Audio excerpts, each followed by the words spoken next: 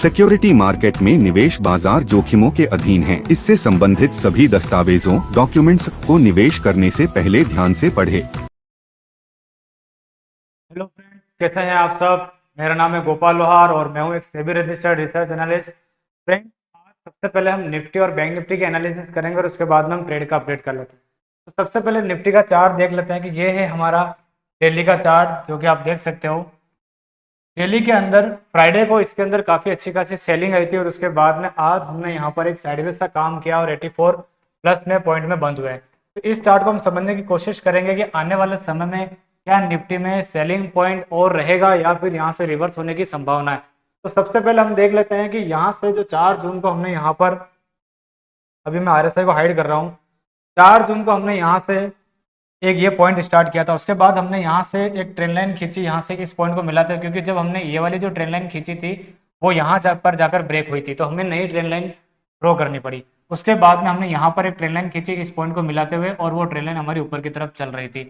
तो उस trend line को हमने यहाँ पर क्या करा कि नीचे की तरफ ब्रेक डाउन कर दिया फ्राइडे के दिन में। अब इसके अंदर 60 मिनट के चार्ट में हम आते हैं कि शुरू से मैं आपको ये बताते हुए आ रहा हूँ कि हम यहाँ पर एक जो करेक्शन कर रहे हैं, यहाँ पर एक ABC स्टाइल की करेक्शन चल रही है। यहाँ पर हमारा एक इम्पल्स इस जगह पर कंप्लीट हुआ था। उसके बाद में हमने ये A बनाया था, हमने यहाँ पर एक B बनाया था और हमने यहाँ पर C बनाया था। ठीक है, तो यहाँ पर हमारी एक ABC की करेक्शन हुई थी और उसके बाद में यही हमारा एक पॉइंट था, बड़े टाइम फ्रेम का A वेव बना था और हमने यहाँ पर एक B वेव बनाई थी इस एरिया में। तो यहाँ से B वेव बनने के बाद में B वेव थोड़ी सी इससे ऊपर एक्सटेंडेड हुई है, तो C वेव ने हमने यहाँ से स्टार्ट करी नीचे की तरफ, जो हमने ये ट्रेंड लाइन की तरफ तोड़ दी। तो यानी कि हम नीचे की तरफ C वेव की तरफ हम एंटर हो चुके हैं। अब ये नीचे की तरफ पॉइंट कहाँ तक सेलिंग आएगी, कहाँ तक नहीं आएगी, उसको समझ लेते हैं। सबसे पहले यहाँ पर हम इसको मूविंग एवरेज को हाइड कर देते हैं एक बार, और ये है मेरा 60 मिनट का चार्ट। इस 60 मिनट के चार्ट के अंदर अगर आप ध्यान से देखोगे तो यहाँ से हमने A B बनाकर C वेव, हमने यहाँ पर B वेव कंप्लीट कर दिया है और हम यहाँ से नीचे की तरफ स्टार्ट हो चुके हैं। तो यहाँ से जो हम नीचे की तरफ स्टार्ट हुए हैं, यहाँ पर हमने एक गिरावट का जो पॉइंट है वो हमने पूरा का पूरा इस वाले एरिया में कंप्लीट कर दिया, जो कि यानी कि फ्राइडे के दिन जो हम यहाँ से गिरे थे वहां पर हमने एक नीचे की गिरावट का पूरा एरिया कंप्लीट कर दिया। तो यानी कि यहाँ पर अगर हम ध्यान से बात करें तो यहाँ पर हमने फर्स्ट वेव बनाई, ये हमारी सेकंड वेव, ये हमारी थर्ड वेव, ये हमारी फोर्थ वेव और ये पूरी की पूरी एक फिफ्थ वेव करके यहाँ पर एक पूरा का पूरा एक इम्पल्स जो है वो यहाँ पर कंप्लीट हो चुका है।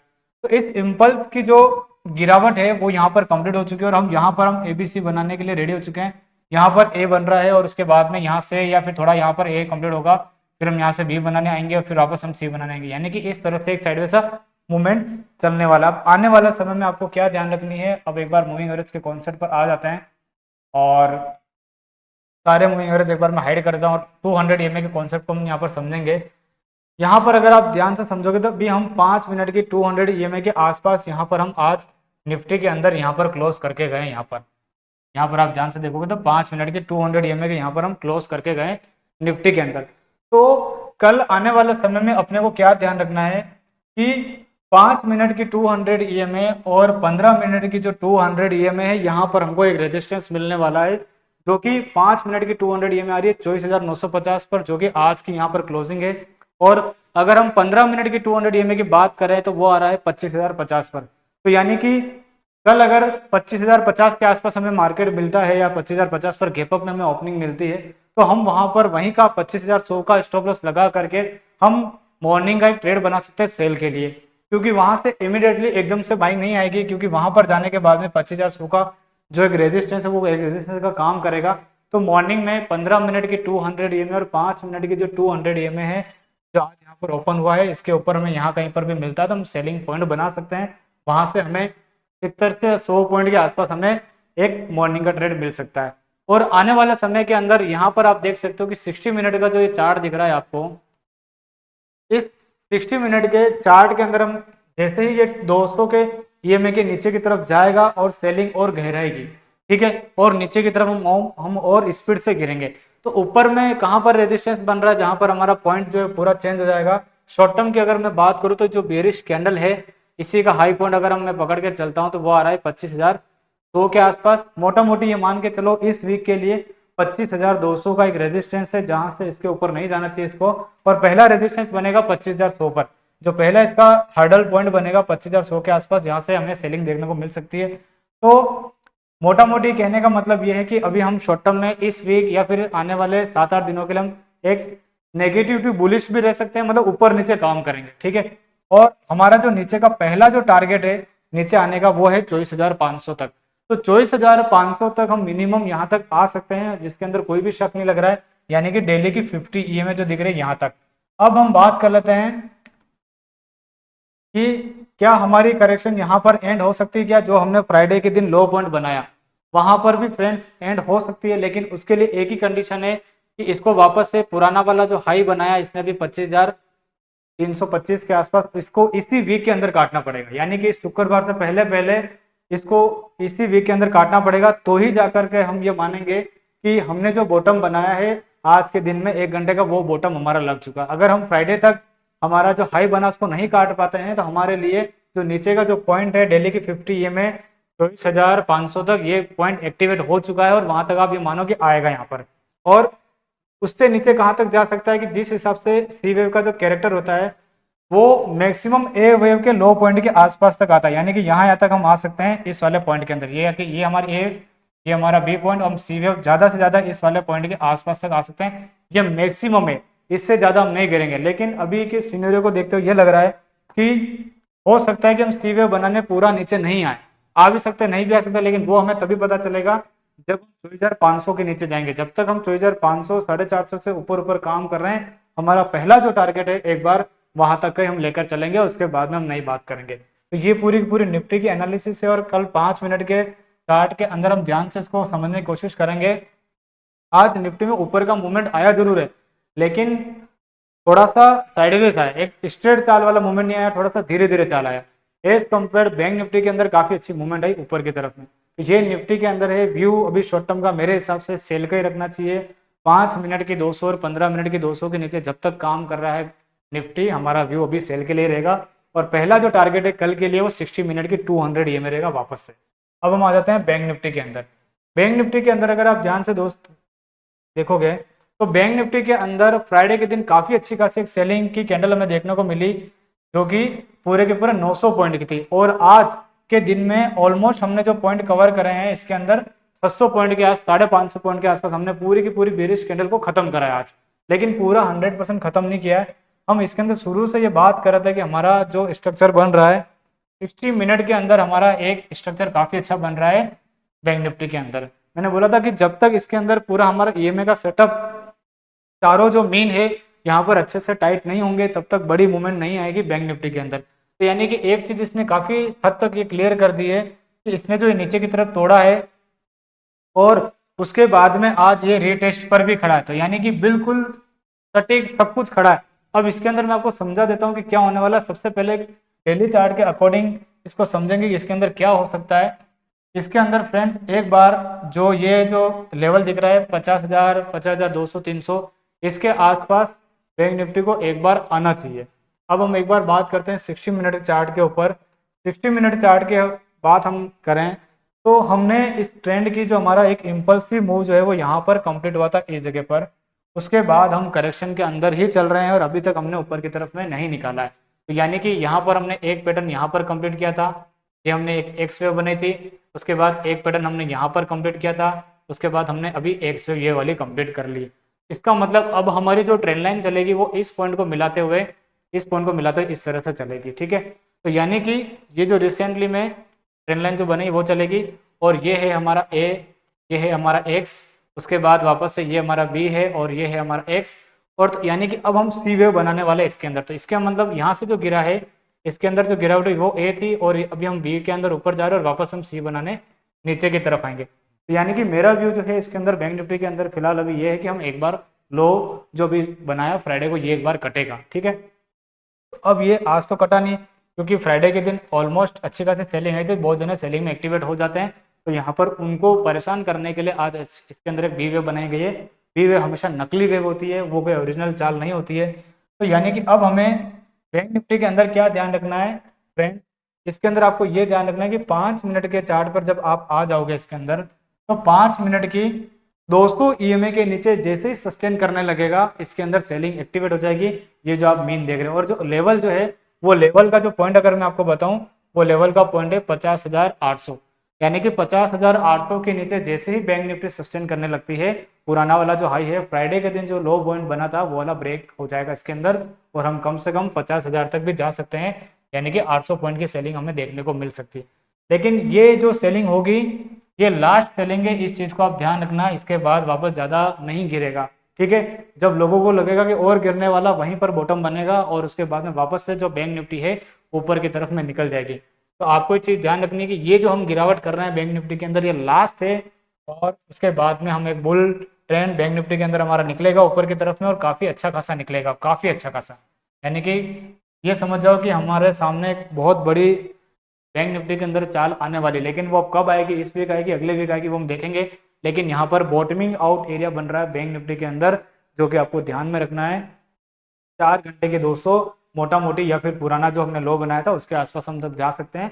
लास्ट ये है। अभी हमारा मेरा जो व्यू है पर्सनली, ये व्यू यही रहेगा सेलिंग का। मैं अभी बाइंग में नहीं आऊँगा, क्योंकि इसने अगर नीचे तोड़ा है तो यहाँ पर आने के बाद में एक सेलिंग हमें देखने को और मिल सकती है। लेकिन क्या हमें कल ही मिल जाएगी क्या? इंट्राडे टू इंट्राडे काम करना पड़ेगा फ्रेंड्स। ये तो एक बड़ी व्यू है कि मतलब इस तरह से चार्ट चलेगा, लेकिन इंट्राडे में क्या होता है कि मूविंग एवरेज का कौन से आपको सपोर्ट रेजिस्टेंस वगैरह देखते आना चाहिए, उसके हिसाब से ही काम होगा, ठीक है। तो ये है पूरी की पूरी बैंक निफ्टी की एनालिसिस। अभी हमें व्यू शॉर्ट टर्म के लिए नेगेटिव रखना भी है। तो आज सबसे पहले हम ट्रेड की बात कर लेते हैं, जो मैंने फ्री ग्रुप के अंदर और पेड ग्रुप के अंदर दिए थे। सबसे पहले मॉर्निंग की मैं बात करूं तो मॉर्निंग के अंदर मैंने 24,800 का जो पी है वो मैंने बाय करवाया था। उसका कारण यह था, निफ्टी के अंदर हम आ जाते हैं 5 मिनट के चार्ट पर। यहाँ पर आप देख रहे हो मैंने 3 मिनट के चार्ट पर ये जो दिख रही है ना, ये वाली जो कैंडल आपको दिख रही है, यहीं पर मैंने सेल करवाया था। लेकिन मैंने इसमें एक गलती ये कर दी कि मैंने 60 मिनट का चार्ट जो है वो देखा नहीं, और 60 मिनट के चार्ट के ऊपर 200 EMA का काफ़ी अच्छा सपोर्ट आ रहा था। तो इस वजह से इसके अंदर मेरा ट्रेड एक्टिवेट होते से स्टॉप लॉस ट्रिगर हो गया था। उसके बाद फिर हमने बाइंग का ट्रेड बनाया था यहाँ पर, ये वाला जो आपको दिख रहा है ट्रेड एक्टिवेट होने के बाद में 2800 का कॉल हमने बाय करवाया था 140, 142 पर 120, और टारगेट 160, 180, 200 के आसपास था। लेकिन इसमें क्या हुआ कि यहाँ पर बाइंग का जो व्यू था इस वाली कैंडल पर मैंने ट्रिगर करवाया था, लेकिन इस वाली के आसपास, लेकिन ये यहीं से ऊपर की तरफ निकला और इसके अंदर 146 था, यानी कि जो मेरी एंट्री प्राइस थी 142 के आसपास, लेकिन ये जो ट्रेड निकला वो मेरा निकला 146, 147 के आसपास से ऊपर की तरफ निकल गया। तो यानी कि ये हमारा एक्टिवेट नहीं हो पाया और इसके अंदर हमारा टारगेट आ गया। उसके बाद में निफ्टी में अच्छा खासा बाइंग का मूवमेंट, यहाँ पर ये दिख रहा है ना, ये वाला चार्ट आप ध्यान से देखोगे तो इस चार्ट के अंदर मैंने बनाया था कि यहाँ से हमको ऊपर की तरफ मोमेंटम दिख सकता है। लेकिन निफ्टी जो थी वो स्लो स्लो चल रही थी, इस वजह से मैंने यहाँ से बाइंग का मूवमेंट नहीं बनाया। वरना अगर अच्छी खासी दिखता कि सीधे ही अच्छा खासा निकलेगा तो अच्छा खासा हमें मिल सकता था। उस समय मेरे को बैंक निफ्टी ऊपर दिख रहे थे यहाँ पर इस वाले एरिया में। 5 मिनट के चार्ट पर आ जाते हैं वापस से बैंक निफ्टी के चार्ट पर।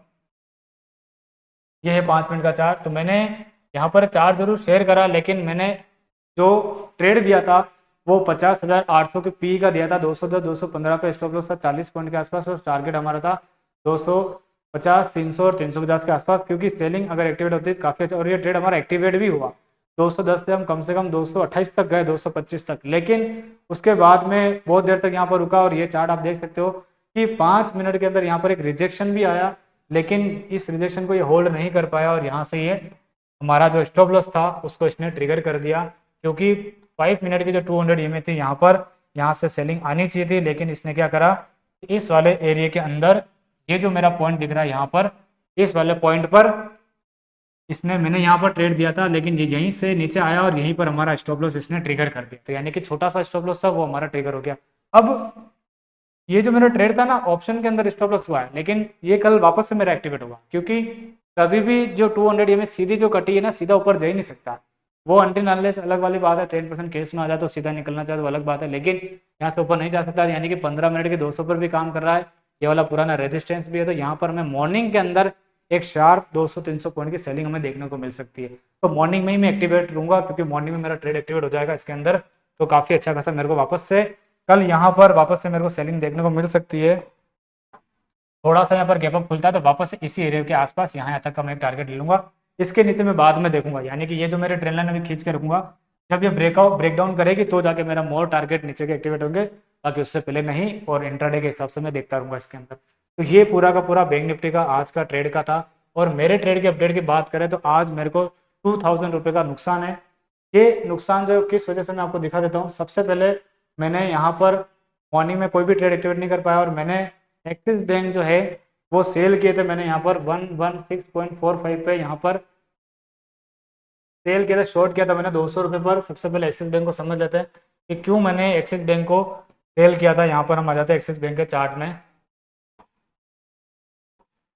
एक्सिस बैंक का अगर चार्ट हम ध्यान से देखें तो यानी कि यहाँ पर जो मैंने ट्रेड किया था एक्सिस बैंक के अंदर, यहीं पर मैंने सेल की पोजीशन बनाई थी इस जगह पर, इस वाले एरिया में।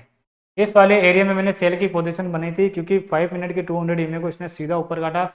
रीज़न बैंक निफ्टी में भी ट्रेड देने का यही था और यहीं से एक बार नीचे भी आया, उसके अंदर मेरे को प्रॉफिट भी चला था काफ़ी अच्छा खासा 800 रुपये के आसपास। लेकिन वापस इसने यहीं से ऊपर की तरफ निकाला और ये मेरा जो स्टॉप लॉस था इसके अंदर 15 मिनट की 200 ईएमए के आसपास था। ऊपर स्टॉप लॉस ट्रिगर करा, यहाँ पर हल्का सा ऊपर गया और वापस से यहीं पर आ गया। तो यानी कि बैंक इसके अंदर जो मेरा स्टॉप लॉस ट्रिगर हुआ ज़्यादा बड़ा नहीं था, छोटा सा था, लेकिन टारगेट काफ़ी अच्छे थे। अगर गिरता यहाँ पर तो मुझे आराम से यहाँ पर 20 रुपये की ट्रेड मिल जाती है। तो यानी कि 20 × 200 4000 रुपये का यहाँ पर काम हो जाता है। यानी कि स्टॉप लॉस था 6-7 रुपये का, लेकिन जो टारगेट थे वो काफ़ी बड़े थे। अच्छा खासा ट्रेड था ये वाला, लेकिन ये एक्टिवेट भी हुआ। लेकिन हमको आज सीधी यहाँ से वी शेप की रिकवरी आ गई इसके अंदर। और मेरा मॉर्निंग में बाइंग व्यू था, लेकिन बाइंग में इतना कॉन्फिडेंस नहीं था, लेकिन सेलिंग में यहाँ पर कॉन्फिडेंस था कि यहाँ से अच्छा खासा नीचे गिर सकता है। लेकिन इसने सीधा इसको काट दिया है, तो कल भी आएगी इसके अंदर। ऐसा नहीं मैं कल ट्रेड नहीं बनूंगा, कल भी बनूंगा ट्रेड इसके अंदर ऊपर कहीं के यहाँ से, क्योंकि सीधा तो जाएगा नहीं, क्योंकि यहाँ कहीं से आते वापस से गिर जाएगा यहाँ पर। और दूसरा ट्रेड जो था वो आप देख सकते हो कि मिड कैप के अंदर मैंने यहाँ पर बाइंग करी थी 7 रुपये के आसपास 100 की क्वांटिटी से। लेकिन यहाँ पर मिड कैप में काफ़ी अच्छा खासा सेटअप था और यहाँ पर आप देख सकते हो कि मिड कैप की अगर मैं बात करूँ, निफ्टी मिड कैप में काफ़ी शानदार यहाँ पर पूरे दिन से खड़ा रहा और मेरी एंट्री भी बहुत लेट ही थी। यहाँ पर मेरे को लगा कि यहाँ पर आराम से 600-700 रुपये लगा करके आराम से 3-4 हज़ार रुपये बन सकते हैं, काफ़ी अच्छे मूवमेंट आ सकती है, क्योंकि काफ़ी साइडवेज था कि स्पाइक हमें देखने को मिल सकता है। लेकिन एक बार ट्रेड गया भी अच्छा खासा, 7 रुपये की 6 रुपये की एंट्री थी, 16 रुपये के आसपास गया भी था। लेकिन टारगेट मेरा था कम से कम उसके अंदर 30 से 40 रुपये के आसपास और यहाँ तक था टारगेट, लेकिन ये इसके अंदर नहीं जा पाया। मिड कैप की एक्सपायरी वहीं की वहीं हो गई और पूरा का पूरा यहाँ पर साइडवेज रह गया और उसमें भी वहीं के वहीं नुकसान हुआ। तो यानी कि 2000 रुपये के आसपास मेरे को नुकसान हुआ है। तो अभी कुछ ज़्यादा सेटअप खास बन नहीं रहे, इस वजह से मैं ज़्यादा रिस्क ले नहीं रहा हूँ, क्योंकि जब तक कोई अच्छे से सेटअप बनेगा नहीं, मार्केट में कन्फ्यूजन क्रिएट रहेगा, पूरी फोर्सफुली काम नहीं कर सकते। और मैं 1-2 कैंडल वाला काम नहीं कर पाता हूँ, क्योंकि मेरे को स्क्रीन पर थोड़ा सा कम बैठता हूँ, तो इस वजह से थोड़ा सा बड़ा ही करता हूँ काम है। क्योंकि मतलब जैसे 10 रुपये का अगर स्टॉप लॉस है तो मेरे को अगर 20 रुपये का दिख रहा है तो मैं वहाँ पर काम कर लेता हूँ। 3-4 पॉइंट में फटाफट एंट्री कर पाना वो मेरे लिए थोड़ा सा अभी मुश्किल पड़ता है। तो यहाँ से ये निफ्टी की एनालिसिस हो गई, हमारी बैंक निफ्टी की एनालिसिस हो गई, आज के ट्रेड के अपडेट कर लिए। तो कल हम देखते हैं कि वापस से क्या सेटअप मिलता है कल की एनालिसिस निफ्टी के चार्ट के हिसाब से, और उसके हिसाब से हम काम करेंगे। ठीक है, तो मेरा फिर भी कल भी मेरा व्यू यही रहेगा, एक बार चार्ट के अकॉर्डिंग देखते हैं अगर कुछ कैसा क्या सेटअप दिखता है, कैसा क्या बनता है। मॉर्निंग में अगर गैप अप में मिलेगा एक बार मॉर्निंग में, तो मैं एक बार सेल की पोजीशन बनाऊंगा और उसके बाद में फिर बाद में इंट्राडे के हिसाब से देखेंगे। और प्योरली मेरा फोकस जो अभी बैंक निफ्टी के ऊपर है, तो मैं अभी ज़्यादा उंगली कर नहीं रहा हूँ। ठीक है, देखते हैं क्या होता है किस हिसाब से, क्योंकि ये अगर करेक्शन यहाँ पर एंड हो गई ना फ्रेंड्स, बैंक निफ्टी वगैरह के यहाँ से जो भी करने के बाद इस वीक के बाद, तो जो चाल बनेगी ना ऊपर एक स्मूथ सी चाल बनेगी। वहाँ पर 400 के क्वांटिटी 500 के क्वांटिटी लेके काम करने में भी कोई प्रॉब्लम, लेकिन अभी क्या है कि काफ़ी सा डर रहता है स्टॉप लॉस हिट करना हो जाए, उसकी वजह से थोड़ा सा शांत रहते हैं। देखते हैं मार्केट को करने देते हैं काम, जिस दिन सेटअप बनेगा अच्छा खासा उस समय करेंगे, फिर शांति बरतते हैं। तो ये पूरी निफ्टी बैंक निफ्टी की एनालिसिस कर लिए मैंने, आज का ट्रेड का सेटअप बना दिया, रीज़न बता दिया कि क्यों ट्रेड लिया था क्यों नहीं लिया था। तो अब हम फिर मिलेंगे कल, देखते हैं कि कल क्या ट्रेडिंग का सेटअप बनता है, क्या ट्रेड बनते हैं, प्रॉफिट होता है लॉस होता है, फिर कल देखते हैं इंट्राडे ट्रेड का। तो आज के वीडियो को यहीं पर वाइंड अप करता हूँ। कैसा लगा मेरा वीडियो, लाइक सब्सक्राइब और शेयर करना बिल्कुल भी मत भूलेगा फ्रेंड्स। और स्विंग ट्रेड के भी अपडेट करूंगा मैं, जब जब ट्रेड लूंगा स्विंग ट्रेड के अंदर, मेरा स्विंग ट्रेड का डिमेट अलग है, उसके अंदर हम अपडेट करेंगे। ठीक है, तो आज के वीडियो को यहीं पर वाइंड अप करते हैं, फिर मिलेंगे अपन नेक्स्ट वीडियो में। Thank you so much.